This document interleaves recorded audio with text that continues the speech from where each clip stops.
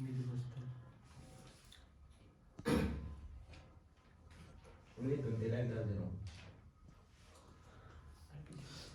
ओम।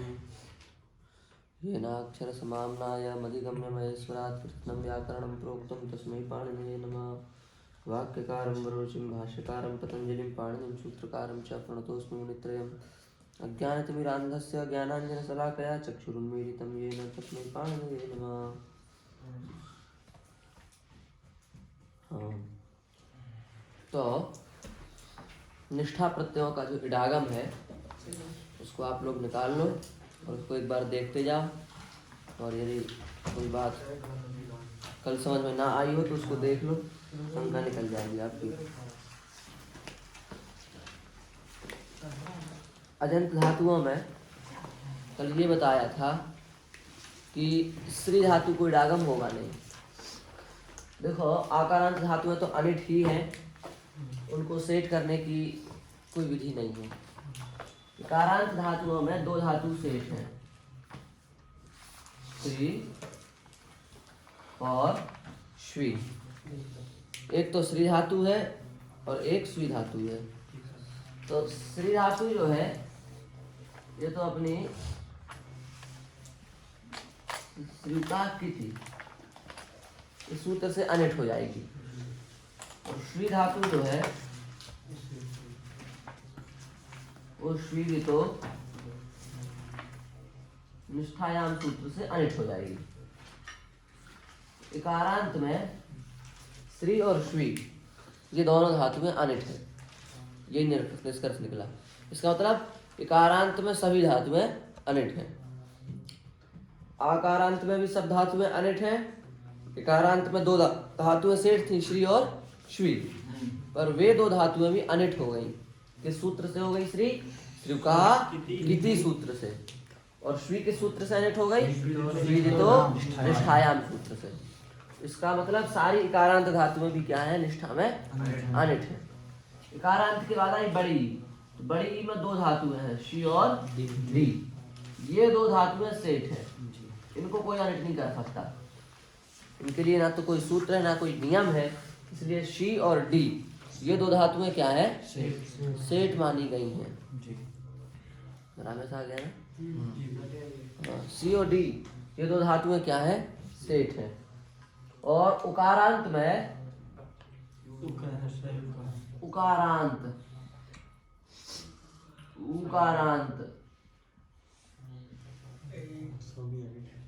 ऋकारांत ऋकारांत ये इतनी धातुएं क्या है? अनिट है। चार वर्ग: उकारांत, उकारांत, ऋकारांत, ऋकारांत।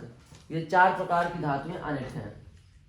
उकारांत, उकारांत, ऋकारांत, ऋकारांत, ये चार वर्ग जो है ना ये अनिट है।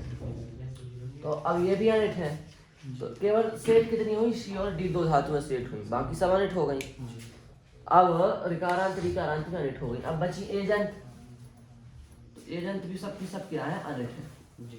तो कुल मिलाकर के कितनी धातुएं सेठ हुई निष्ठा में? अजंत धातुओं में केवल शी और डिंग धातुएं दो ही तो सेठ हुई, बाकी सारी धातुएं क्या हो गई? अनिट हो गई। एक धातु और बताई गई थी, अब आई अब एक धातु और हमने बताई थी कल, दरिद्रा। तो वो तो इसलिए सेठ है क्योंकि अनेकाच है। अनेकाच तो सब सेठ है, जागरी,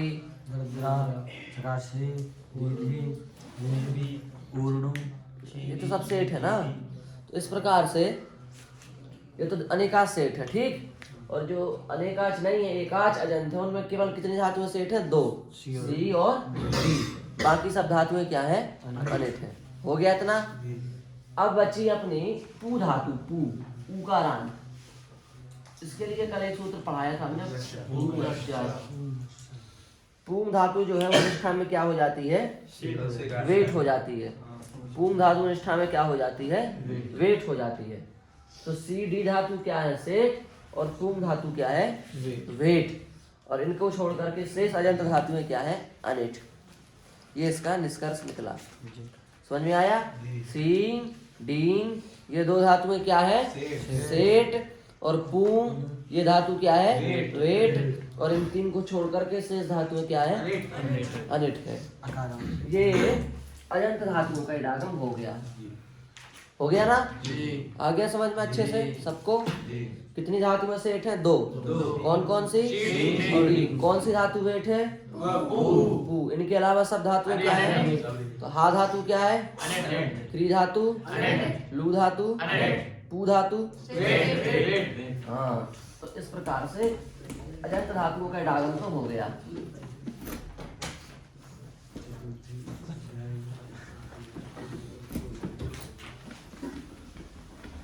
अजंत धातुओं के बाद में हलंत धातुओं का इडागम आता है। तो हलंत धातुओं के इडागम में सबसे पहला सूत्र है क्लिशा कृत्वा निष्ठयोः। इसके लिए पढ़ाया गया था कल। क्लिश और क्लिश धातु को निष्ठा प्रत्यय परे होने पर विकल्प से इडागम होता है कि नहीं? क्लिश धातु को निष्ठा प्रत्यय परे होने पर विकल्प से इडागम होता है, यही अर्थ लिखा है। तो इसका ऐसा है कि देखो 2 क्लिश है, एक तो क्लिश है और एक क्लिशु है। तो क्लिशु में किसकी संज्ञा होती है? ऊ की। तो क्लिश धातु तो क्या है? सेठ। इसको भी ये कर देगा वेट। और क्लिशु धातु क्या है? वेट। इसको भी ये क्या कर देगा? वेट। वेट को वेट। तो आप वेट को वेट क्यों किया? तो क्लिशु धातु कैसी है? उदित। उदित होने से क्या है? वेट है। वेट होने से अपनी जो कल यश विभाषा सूत्र है उस सूत्र से क्या हो जाएगा? अनिट। अनिट होने के कारण इस सूत्र से क्या हो जाएगा? वो वेट। वेट को वेट नहीं बनाया, ये वेट को वेट अपन को दिख रहा है, पर वेट अनिट को इसने वेट बनाया है। वेट अनिट हो गई थी और अनिट को इसने वेट बना दिया, ये सिस्टम है। बात आई समझ में? वेट को वेट नहीं बनाया। अभी तो क्लिशु धातु उदित होने से वेट है। वेट होने से कल पढ़ाया था ना, जितनी धातु में वेट है वो सारी धातुएं निष्ठा में क्या हो जाती है? अनिट हो जाती है। तो ये वेट होने से निष्ठा में क्या हो गई थी? अनिट हो गई थी। तो इस अनिट को दोबारा क्या बनाना है? वेट बनाना है। इसलिए इसमें क्लिशा कृत्वा निष्ठयोग में विकल्प से इडागम इसको किया गया। बात आई समझ में? और जो ऊपर वाली क्लिश है ये धातु सेठ है, तो इसको वेट बना दिया, तो सेठ को तो वेट बना दिया। और क्लिशु जो वेट है वो क्या हो गई थी सूत्र से? अनिट। उसको भी सूत्र ने क्या बना दिया? वेट। तो चाहे क्लिश हो चाहे क्लिशु हो, दोनों धातुएं निष्ठा में क्या हो जाएंगी? वेट हो जाएंगी। ये आ गया समझ में? आ गया? कौन धातु वेट हो गई? क्लिश और क्लिशु दोनों धातुएं निष्ठा में क्या हो गई? वेट हो गई। क्लिशु धातु तो वैसे भी वेट है, फिर इसको वेट क्यों बनाया? हाँ, क्योंकि यश विभाषा सूत्र से क्या हो गई थी? अनिट हो गई थी, इसलिए वेट को वेट नहीं बनाया। ऐसे है, पहले वेट फिर अनिट, उसके बाद फिर से वेट। समझ गए? ये दूसरा। फिर उसके बाद पढ़ाया था वसति क्षुधोरिठ। वस और क्षुध धातु को भी निष्ठा में क्या होता है? इडागम होता है। तो वस धातु वैसे क्या है? अनिट। और क्षुध धातु भी क्या है? अनिट। तो वस और क्षुध दोनों क्या है? अनिट। पर इस सूत्र ने दोनों को क्या कर दिया? निष्ठा में सेट कर दिया। ठीक है? वस धातु और क्षुध धातु ये दोनों धातुएं सामान्य इडागम में क्या है? अनिट है। पर वसति क्षुधोरिठ सूत्र से निष्ठा में क्या हो जाएंगी? सेट हो जाएंगी। समझ गए? हो गया ये भी। उसके बाद है अंचे पूजायाम। इसका ये बताया था हमने कि भाई पूजा अर्थ होगा तो अंच धातु को इडागम होगा, पूजा अर्थ नहीं होगा तो अंच धातु को इडागम नहीं होगा। अंच धातु को यदि पूजा अर्थ होगा तो इडागम होगा, और अंच धातु पूजा अर्थ नहीं होगा तो इडागम नहीं होगा। ठीक है? पूजा करना। हाँ, जैसे देखो अब अंच धातु है तो इसका मूल स्वरूप क्या है? अंचु। अंचु। अच्छा, अंचु बड़ा ऊ नहीं है, उदित नहीं है। तो अंचु है तो इसमें क्या है? छोटा ऊ। छोटा ऊ लगा है ना। तो कल एक सूत्र पढ़ाया था आपको इडागम में, आपको ध्यान हो आगे। उदितो वा। जिन धातुओं में ऊ की संज्ञा हो जाती है छोटे ऊ की, वो सारी धातुएं क्या हो जाती हैं? वेट हो जाती है। तो अंचु धातु में किसकी संज्ञा हो गई? छोटे ऊ की, इसलिए ये क्या हो गई? वेट। क्या हो गई? वेट। वेट धातु निष्ठा में क्या हो जाती है? यश विभाषा सूत्र से अनिट। तो अंच धातु वेट होने के कारण क्या हो गई? अनिट। और अंचे पूजायाम सूत्र से पूजा अर्थ में दोबारा से क्या हो गई? सेठ। सेठ हो गई। समझ गए ना? ऐसा इसका सिस्टम है। सबसे पहले धातु है अंचु। ये वेट भी तो निश्चय हुई थी ना? कितवा में हुई थी ना, कितवा में लगता उदितोवा। अंशु धातु जो है उसमें उकी संज्ञा हुई और उदित धातु जितनी भी होती है वो सब कितवा प्रत्यय पर आने पर क्या हो जाती है, वेट हो जाती है। कितवा प्रत्यय में क्या हो जाती है, उदित धातु में वेट हो जाती है। तो अंशु धातु इसलिए क्या हो गई, वेट। वेट होने से निष्ठा में क्या हो गई, अनिट। अनिट होने के कारण अंशे पूजा हमने इसको क्या कर दिया, पूजा अर्थ में सेठ। समझ में आई बात, नहीं आई? इसमें कठिन नहीं है कुछ भी। अंशु धातु है तो इसमें ऊ की संज्ञा की, उदित हो गई।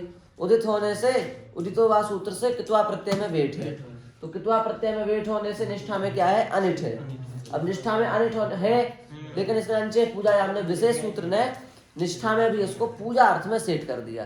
तो पूजा अर्थ में तो ये है सेठ, और पूजा से बाकी दूसरा कोई अर्थ होगा तो उसमें क्या है, ये अनिट।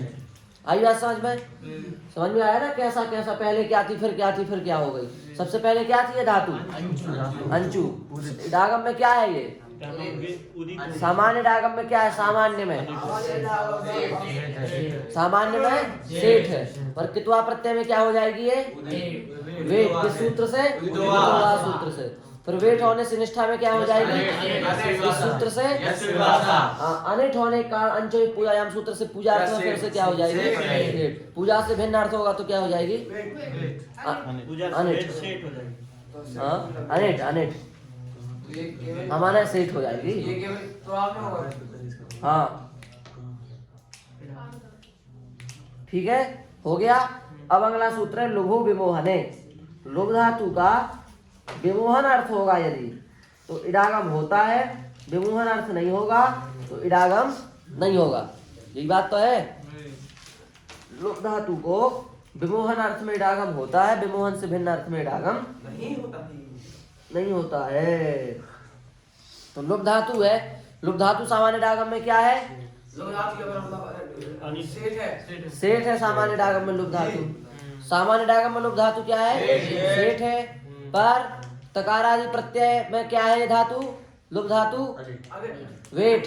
तीस सा लुभ रुस रिसहा, इस सा लुभ रुस रिस, ये पांच धातु में क्या हो जाती है, वेट हो जाती है। तकारादि में लुट लकार में पढ़ा था ये सूत्र।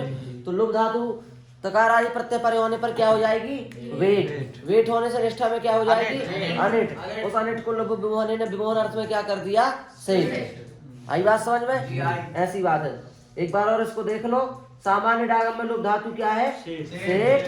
फिर तकारादि प्रत्यय परे आने पर ये धातु क्या है, वेट। वेट होने से निष्ठा में ऐसे भाषा सूत्र से क्या है, अनिट। और अनिट होने के कारण लोभ विमोहन सूत्र से विमोहन अर्थ में फिर से क्या हो जाएगी, सेठ हो जाएगी। समझ गए? पहले सेठ, फिर वेट, फिर अनिट, फिर सेठ, है ना? आ रहा है ना डागम? हाँ, पर समझ में तो आ रहा है ना? हाँ। तो ये हो गया लुघु विमोहने का। अब आपसे पूछेंगे तो आपको ऐसे ही बताना है, ऐसे नहीं बताना। हमने लुघ धातु का पूछा तो आपने कह दिया विमोहन अर्थ में सेठ हो गई। आपको बताना सामान्य डागम में है सेठ, पर 30 साल से हो जाएगी वेट, फिर निष्ठा में हो जाएगी सूत्र से अनिट, फिर लुघु विमोहन सूत्र से हो जाएगी सेठ। ऐसे बोलना है। उसके बाद में सूत्र है अपना अगला उदितोवा।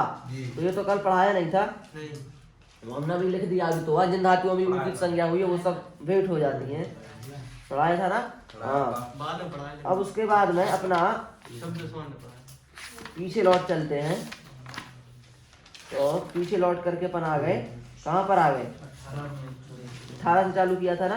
क्षुब्ध स्वांत ध्वांत लग्न मिलिष्ट विरुद्ध फांट बाढ़ानी मंथ मनस्तमा सक्ता विस्पष्ट स्वरानायास भ्रशेषु। तो ये निपातन का सूत्र है, इसलिए निपातन के सूत्रों को ज्यादा महत्व नहीं देते हैं। पर ये बताया था हमने कि भाई क्षुब्ध शब्द का मंथ अर्थ में निपातन होता है, स्वांत शब्द का मन अर्थ में निपातन होता है, ध्वांत शब्द का तम अर्थ में निपातन होता है, लग्न शब्द का सक्त अर्थ में निपातन होता है, मिलिष्ट शब्द का अविस्पष्ट अर्थ में निपातन होता है, विरुद्ध शब्द का स्वर अर्थ में निपातन होता है, फांट शब्द का अनायास शब्द में निपातन होता है, अनायास अर्थ में निपातन होता है, और बाढ़ शब्द का भ्रश अर्थ में निपातन होता है। इन शब्दों का इन अर्थों में निपातन हो जाता है। निपातन का अर्थ समझ रहे हो? निपातन माने इडागम नहीं होता है। किसी देखो तुम क्षुब्ध में इडागम हुआ नहीं हुआ, स्वांत में हुआ नहीं हुआ, ध्वांत में नहीं हुआ, लग्न में भी, मिलिष्ट में, विरुद्ध, फांट, बाढ़ कहीं भी इडागम हुआ नहीं हुआ। इसका मतलब इन अर्थों में इन शब्दों को इडागम नहीं होता है। सीधी सीधी बात, इन अर्थों में इन धातुओं को इडागम नहीं होता है। ठीक है, पर यदि ये अर्थ नहीं होंगे, शुद्ध शब्द का किस अर्थ में निपातन होता है? मंथ अर्थ में। मान लो मंथ अर्थ ना होकर के कोई दूसरा अर्थ हुआ तो शुद्ध शब्द को इडागम हो जाएगा। ऐसे स्वांत शब्द का किस अर्थ में निपातन होता है? मन अर्थ में। मान लो मन अर्थ ना होकर के कोई दूसरा अर्थ हुआ तो इडागम हो जाएगा। इस प्रकार से माने यदि इन धातुओं के ये अर्थ होंगे तो इडागम नहीं होगा, इनके अतिरिक्त कोई दूसरे अर्थ होंगे तो इनको इडागम हो जाएगा। आगे निपातन का सूत्र, इसका शुद्ध स्वांत ध्वांत लग्न मिलिष्ट विरुद्ध फांट बाढ़ानी मंथ मनस्तमः सक्ता विस्पष्ट स्वरानायास वृषेषु। ये सूत्र हो गया। अगला सूत्र है अपना धृषि शशि वैयाच्ये। ऋष और सस धातु को निष्ठा में इडागम नहीं होता है। ऋष और सस धातु को, अब देखो धृष धातु है और शशु धातु है। शशु उदित है, उदित शशु धातु क्या है? उदित है। तो देखो धृष धातु का मूल स्वरूप है, ध्यान देखना, ये थोड़ा कठिन बात बता रहे हैं आपको, हम आपकी जानकारी के लिए बता रहे हैं। धृष धातु का मूल धातु क्या है? ये धृषा। और ये जो अपनी शस धातु हमने लिखाई थी, इसका मूल स्वरूप क्या है? शशु। धातु पाठ में ऐसी मिलेंगी आपको, इत संज्ञा करके धृष बचा, इत संज्ञा करके शस बचा। मतलब क्या हुआ? ये दृशा में किसकी संज्ञा हो गई? यहीं की सूत्र से आदि दवा, और आकित संज्ञा हो गई किससे? उपदेश जनुनासिक इत, तो क्या बचा? धृष। और ऐसे शशु की संज्ञा हो गई उपदेश जनुनासिक इत से, तो क्या बचा? शस। अब देखो इस धातु में आप ध्यान से देखोगे तो आपको दिखेगा कि इसमें आकित संज्ञा हो गई। आकित संज्ञा होने से ये आदि तस्या सूत्र कल पढ़ा था हमने निष्ठा में, अनुबंधों के आधार पर जो संज्ञा पढ़ाई थी हमने, अनुबंधों के आधार पर इडागम जो लिखवाया था, उसमें आदि तस्या सूत्र पढ़ाया था। उसमें हमने बताया था भाई जिन धातुओं में भी आकित संज्ञा होती है उन धातुओं को इडागम नहीं होता है। तो इधर धातु को इडागम प्राप्त है?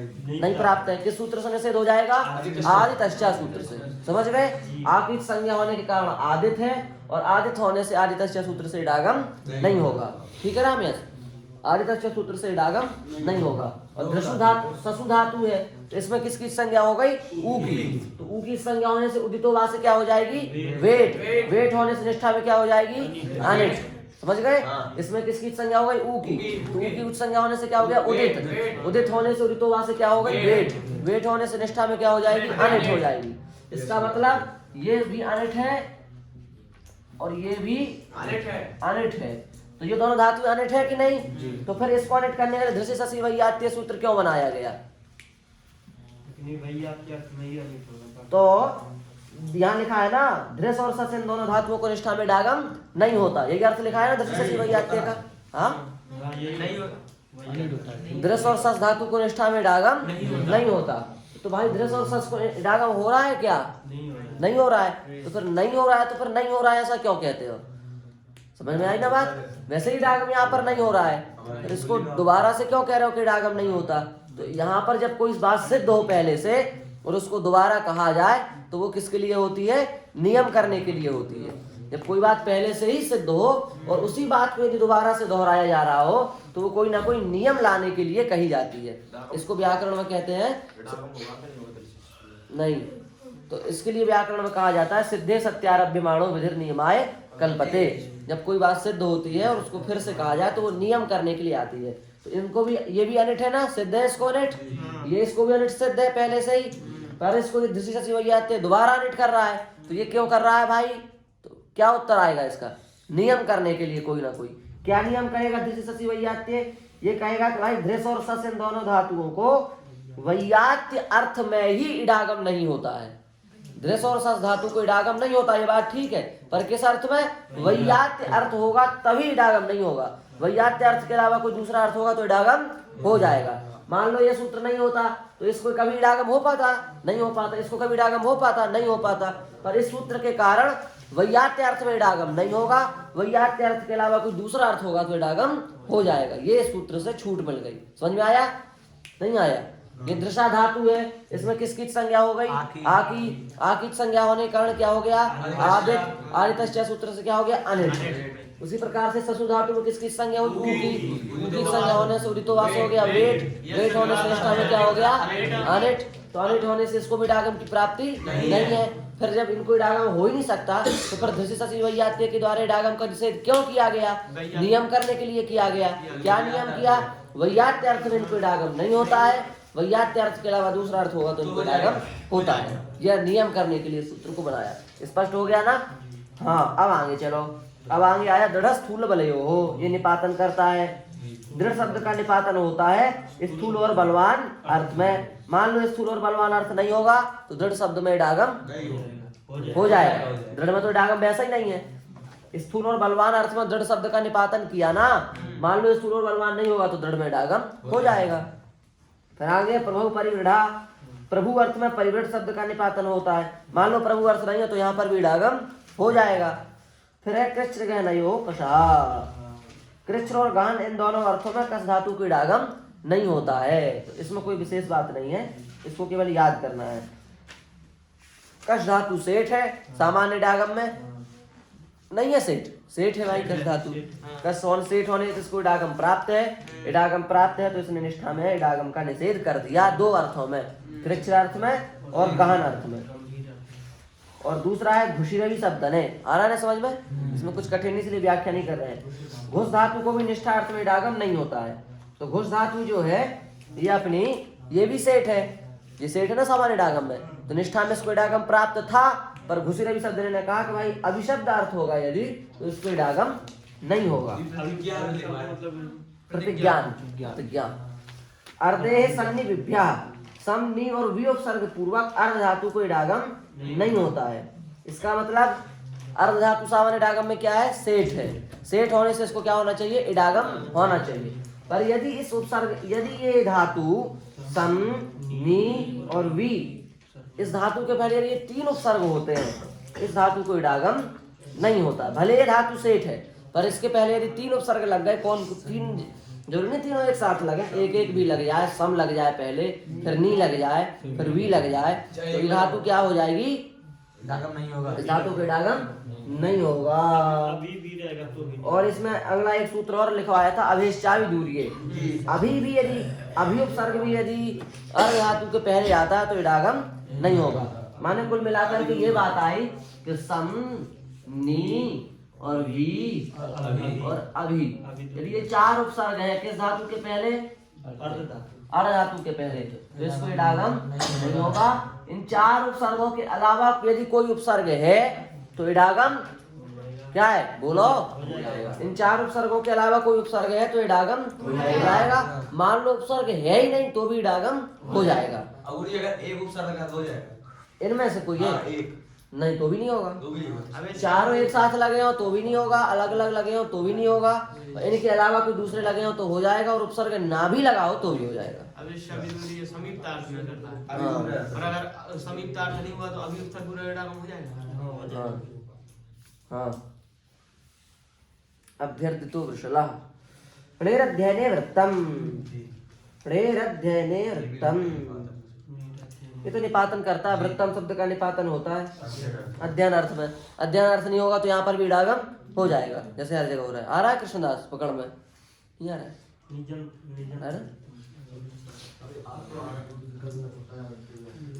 देखो भाई, वादांत शांत पूर्ण दस्त स्पष्ट छिन्नक जप्ता। दम धातु है तो ये कैसी सामान्य इडागम में क्या है?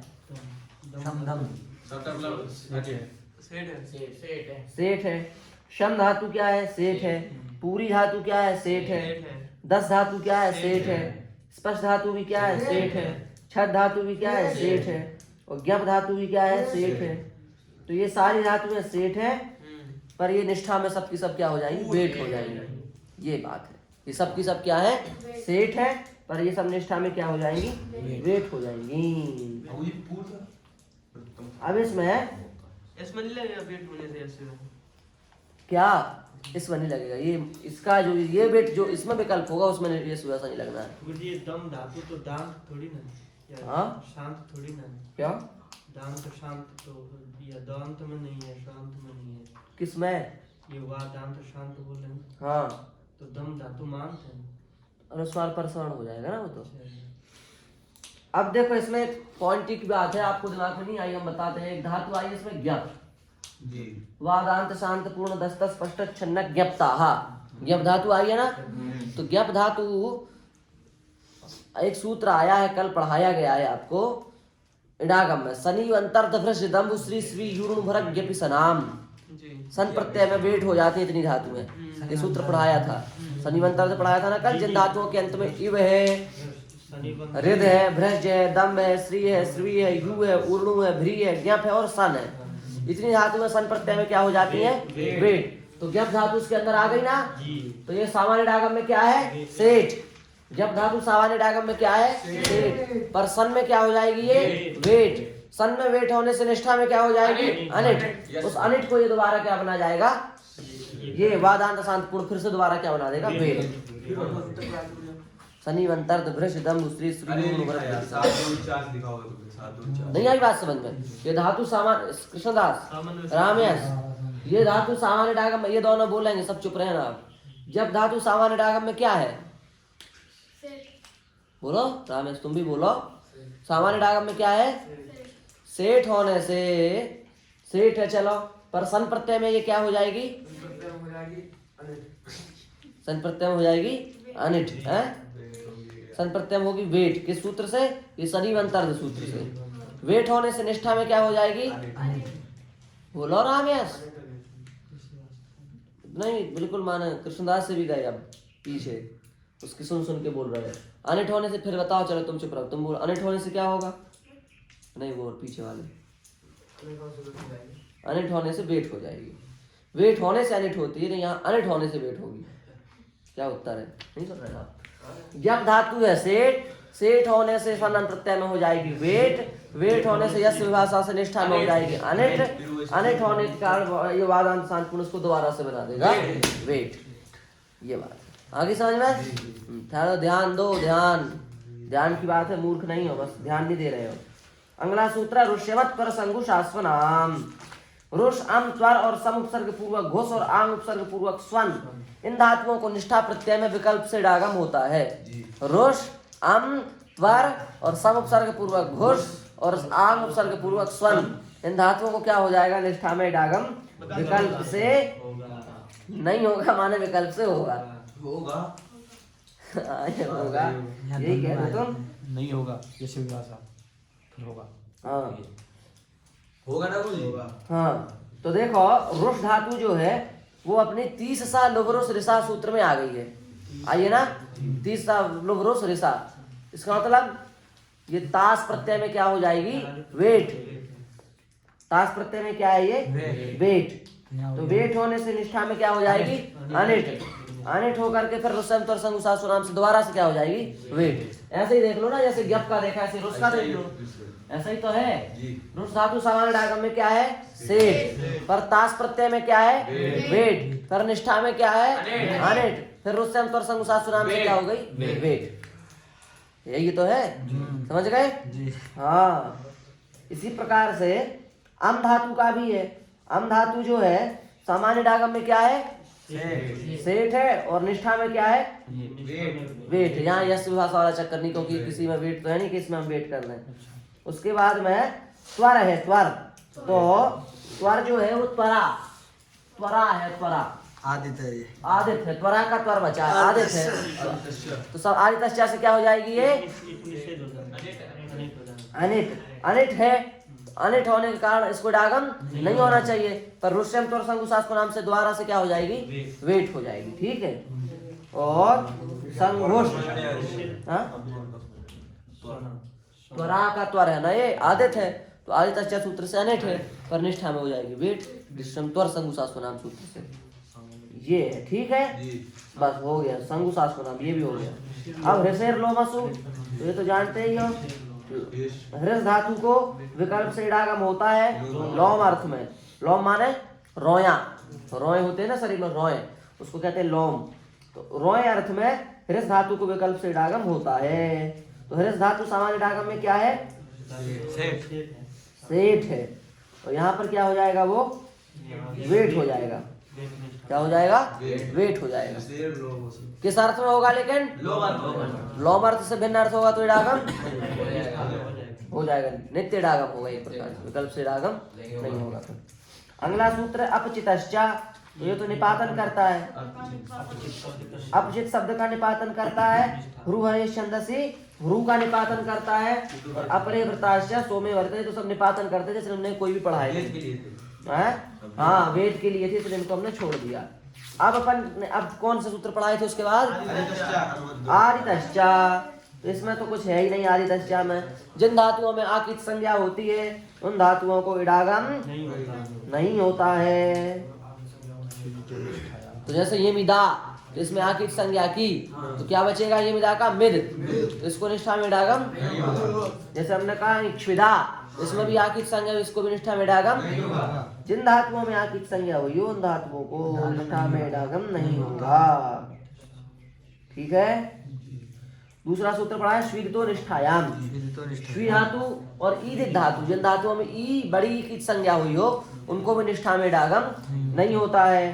तो बड़ी धातु, बड़ी मन में बड़ी की संज्ञा हुई हो उन धातुओं को भी निष्ठा में इडागम हाँ नहीं है गुरुजी, कुछ भाव कर्म वाला विभाषा आदि धातु। अरे नहीं, उसकी जरूरत नहीं। क्या है बोलो,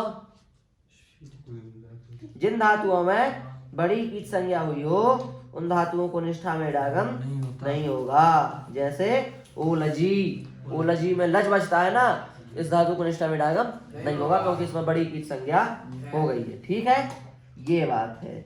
अब उसके बाद गुरुजी श्वी धातु को भी नहीं होगा ना? नहीं। अब क्या है आगे, और क्या पढ़ाया, यश विभाषा, उदित को भी नहीं होगा ना, उदित अब आया था यश विभाषा।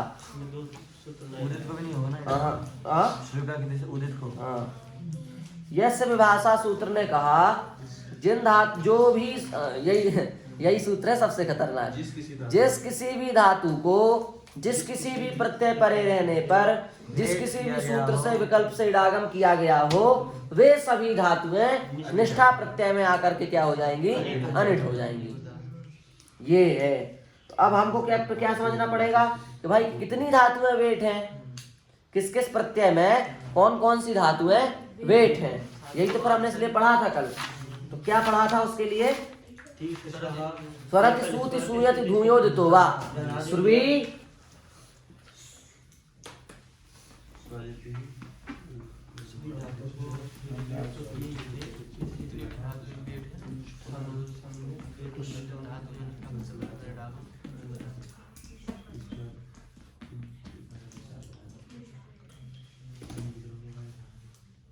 इसका ऐसा है सुरभि, सु, सु, धू और उदित, ये सारी धातुएं क्या है, सामान्य इडागम में वेट है।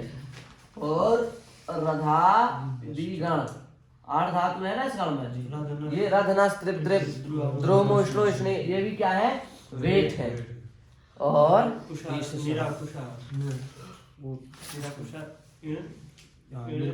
निरुपसर्ग पूर्वक कुछ धातु। हाँ, निरुपसर्ग पूर्वक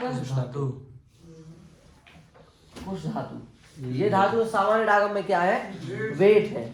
उसके बाद में ये तो है सामान्य डागम में इतनी धातुएं वेट। उसके बाद विशेष प्रत्ययों में कुछ धातुएं वेट है, जैसे तकारादि प्रत्ययों में अपना तीस, सह,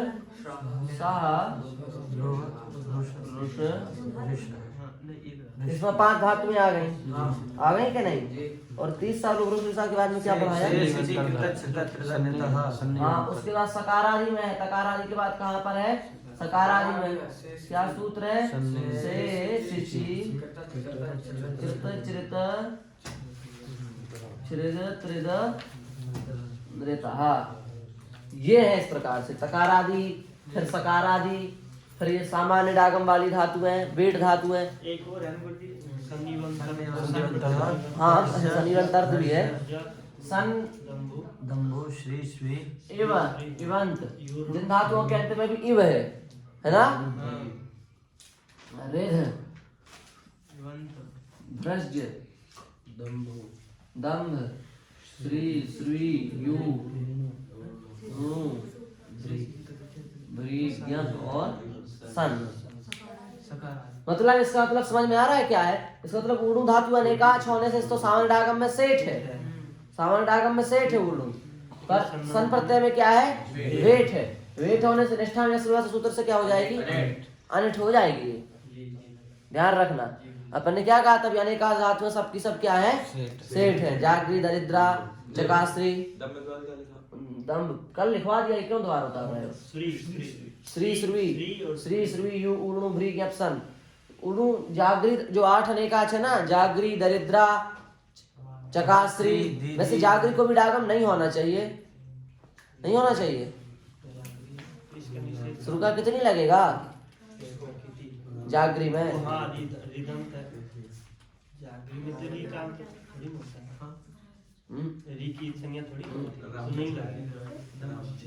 चलो ठीक है, हो गया ना। तो ये धातु में भी क्या है? वेट है। सन प्रत्यय में इतनी धातु है, ये सन प्रत्यय में क्या है? वेट है। तो ये भी निष्ठा में क्या हो जाएंगी? अनिट हो जाएंगी। और क्या है? वस्वेक। अरे एक और गम, हन, वेद और विस, ये 4 धातुएं क्वसु प्रत्यय में क्या हो जाती हैं? वेट हो जाती हैं। तो ये धातुएं भी निष्ठा में क्या हो जाएंगी? अनिट हो जाएंगी। क्वसु प्रत्यय में कौन सी है? वेट है।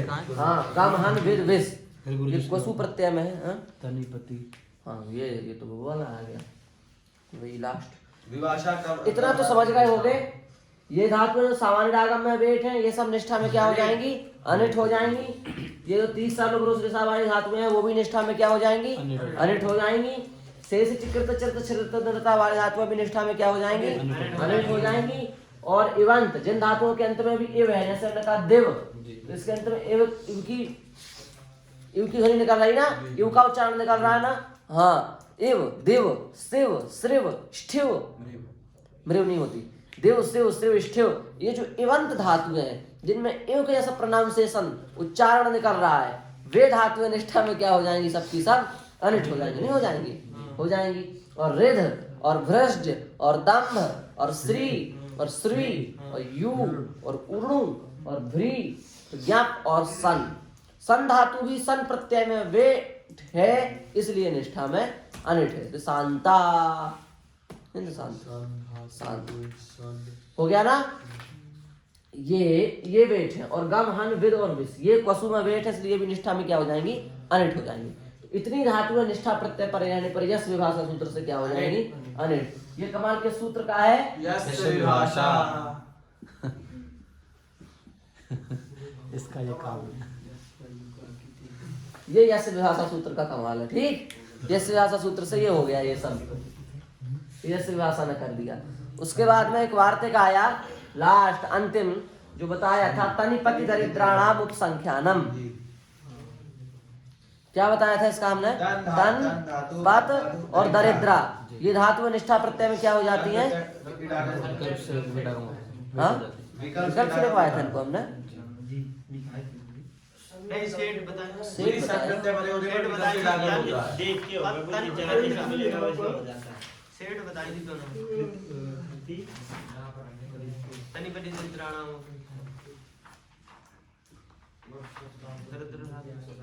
हाँ, द्वितीय सितातीत पति तक पति आया वेट लिखवाई थी आपने तो। वेट लिखवाई थी ना जी। हाँ, वेट। देखो बात ऐसी है कि धातु 3 है, तन, पत और दरिद्रा। तो तन धातु तो तनु है, तनु का तन है, ये इसका तन है तनु का। तो तनु प्रत्यय, तनु में उकित संज्ञा हो गई, उदितोवा से ये क्या है? वेट है, इसलिए निष्ठा में क्या हो जाएगी? ये अनिट हो जाएगी। समझ गए? इसमें तो इतना ही लफड़ा है बस। तनु धातु में किसकी संज्ञा हुई? उकी, उकित संज्ञा होने से उदित, उदित होने से उदितोवा सूत्र से है वेट, वेट होने से निष्ठा में क्या हो जाएगी? अनिट। अब पत धातु है, पत, तो पत धातु क्या है? वेट, वेट होने से निष्ठा में क्या होनी चाहिए? अनिट। पत धातु क्या है? तनिपति दरिद्राणाम उपसंख्यानम वार्तिक से वेट, वेट होने से निष्ठा में क्या होनी चाहिए? अनिट। पर हमने कल बताया था ना दो एक 26 बताया था, क्या बताया था? 2 1 24 2 1 24 द्वितीया श्रुतातीत पतित। यहाँ भगवान पाणिनि ने अपनी लेखनी से जब इस सूत्र को लिखा तो पतित शब्द में इडागम नहीं किया। पतित शब्द में इडागम किया है। माने पाणिनि जी ने किया, यहाँ नहीं किया है। पाणिनि जी ने तो इडागम किया है पतित शब्द में, तो उन्होंने इडागम किया है। इस निर्देश से हम मान लेंगे कि भाई भली पत धातु निष्ठा में अनिट है, पर पाणिनि जी के प्रमाण से ये क्या हो जाएगी? सेठ हो जाएगी। समझ में आई बात? पत धातु सामान्य इडागम में क्या है? हट। सामान्य इडागम में सेठ। पर तनिपति दरिद्राण उपसंख्यानम से क्या है? वेट। वेट होने से निष्ठा में क्या हो जाएगी? अनिट। पर पाणिनि जी के निर्देश से दोबारा से क्या हो जाएगी? सेठ। सेठ, वेट, अनिट, सेठ। अंतिम में दरिद्रा। दरिद्रा के बारे में कल बताया था। क्या बताया था? कृति, कृति छेदने। आ गया ध्यान में? से सिचि कृत। कृति में ई क्यों पढ़ा गया ये बताया था। कृति में ई पढ़ने का क्या फल है? स्वीरितो निष्ठायाम। कृति में ई पढ़ेंगे तो ई की संज्ञा होगी। ई की संज्ञा होगी तो धातु ईदित कहलाई जाएगी, और ईदित धातुओं को स्वीरितो निष्ठायाम से क्या हो जाएगा? इडागम का निषेध हो जाएगा।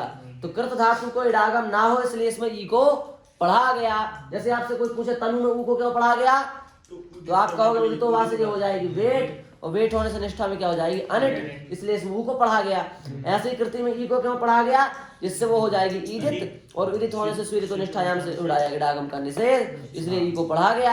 अब हम आपसे हम कहें कि मान लो ई बिना पढ़े भी यदि निष्ठा में अनिट हो जाए तो इससे अच्छा क्या का उपाय है? पर वो कैसे होगी? वो ऐसे होगी। तनु कैसे है? तनु ऊ है, तो उदितो वा से क्या हो जाएगी? वेट। वेट होने से निष्ठा में क्या हो जाएगी? अनिट। ऐसे ही कृत धातु से कृत में पढ़ी है, इसलिए ये क्या है? वेट। वेट होने से निष्ठा में हो जाएगी अनिट।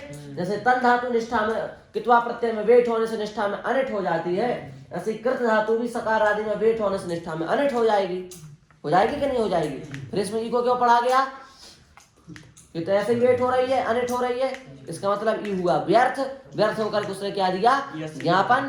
क्या ज्ञापन दिया? कि यस विभाषा सूत्र क्या है? अनित्य है। अनित्य होने से कहीं लगेगा, कहीं पर नहीं लगेगा।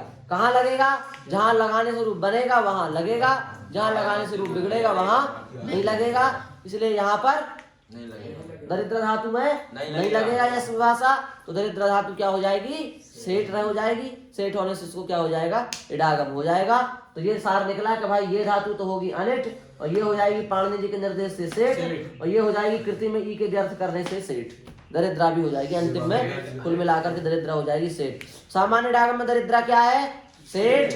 पर तनिपति दरिद्राण उपसंख्यानम से क्या है? वेट। वेट होने से यस विभाषा सूत्र से क्या है? अनिट। पर फिर कृति के ईदकरण के व्यर्थ होने से दोबारा से क्या हो जाएगी? सेठ। इस प्रकार से ये निष्ठा प्रत्यय का इडागम हुआ। अब आप लोग केवल एक जगह नहीं लगेगा यस विभाषा। हाँ, कहाँ? यही हाँ, यही मिलेगा एक प्रकार से। ऐसे तो यही मिलेगा।